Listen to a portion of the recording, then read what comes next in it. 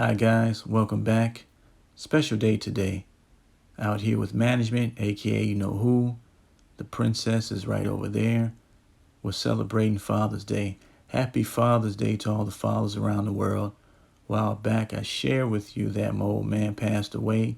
He's here now. He's also with us in spirit. I know he's looking down, and we're going to make him proud each and every day. We love you, we miss you, things won't be the same. We picked this stuff up from the store just to mark his spot. It's only temporary. Just like the other families. We're in this together. You never think that you would see this day coming. Never thought this would happen. And it hurts. Cuts like a knife. We're going to get through it though. We'll be okay. You built us, you made us strong, old man. We won't break, we won't crumble. Oh yeah.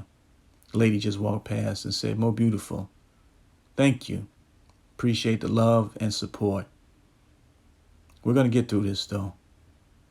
Anyway, we're out here letting you know we're still for you. We're loyal. Oh yeah. No matter where you're at.